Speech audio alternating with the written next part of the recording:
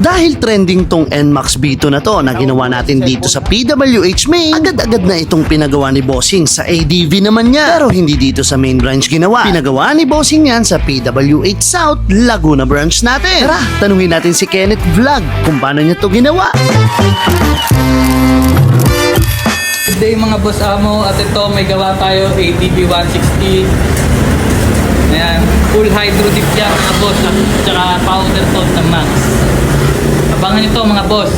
Let's go! Hindi na pinatagal ni Boss Kenneth tong project natin na to. Pagkakalas niya, pinrimeran niya na agad. Ayaw kasi ni Boss Kenneth na matambakan siya ng trabaho dito. Kaya hindi niya na to pinatagal. At ang gamit niya nga palang barel, Lison pa rin. At sa part na to mga kadip, nakapag-apply na si Boss Kenneth dito ng first coat ng ating pinaka-ground coat. Same process sa main branch natin. Yung pinaka-main color, hahaluin lang natin ng konting puti. Sa ganitong diskarte, mas madali kasi nating mapapatakip yung pinaka-main color natin kapag may pondo na malapit sa kulay ng ating main color. Alam na alam yan ng mga kadip natin na matagal nang nakasubaybay dito sa page natin. At pagpasensyahan nyo na nga pala yung kalidad ng ating video ha. Kinukompress kasi ng app na pinagpapasahan namin ni Boss Kenneth para hindi na siya pumunta dito sa amin. Para maging updated pa rin kayo sa process natin na wala tayo talagang sinushortcut. Sinisikap namin ma-videohan lahat. Bagay din na pang-update din sa ating mga client. At yung dipping process nga pala, nakalimutan ni Boss Kenneth videohan para lang maging aware yung mga nanonood sa atin na bago pa lang dito sa ating page. Ganito muna yung process natin. I-ready ko muna itong film na gagamitin. Tapos lalagyan natin ng tape yan. Dulo, dulo, gitna. Tapos ilalatag na natin agad sa ating deep tank sa ibabaw ng tubig. Tapos aayusin yung dump para hindi ma-deform yung ating pinaka-pattern. Sabay kukulungin ng isa pa nating dump para pag-apply natin ng activator mamaya,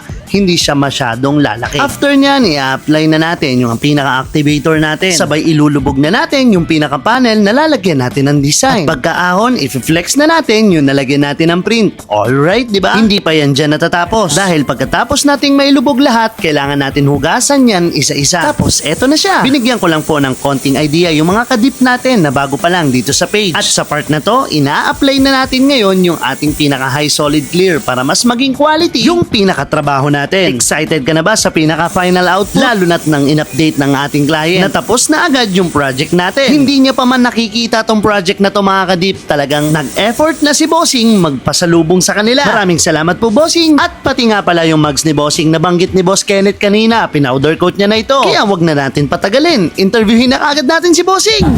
Good day mga boss, at ito yung project na natapos natin. At ito si Bossing mga boss. Boss, kamusta po yung gawa natin? Okay naman. Kung i-rate siya boss, 1 to 10, kung i-rate. I-rate. Boss. Dahil mag-isa, aking skin. Yo, salamat Bossing. Halos may speechless si Bossing sa nakita niya sa unit niya. Hindi siya makapaniwalang halos isang araw lang natin to ginawa dito. Yes po, tama po kayo nang narinig.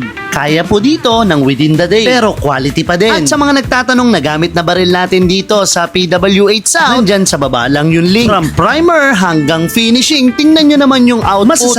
Masasabi mong papalag, di ba? Kaya sa mga tiga South na nalaluyuan dito sa main branch, mag-walk-in na lang po kayo sa PWH South natin, Laguna Branch, Santa Rosa, Laguna. Available pa din yung 20% discount sa hydrographics at repaint natin, 50% discount naman sa powder coating. So paano? Kita-kits next vlog. To God be the glory.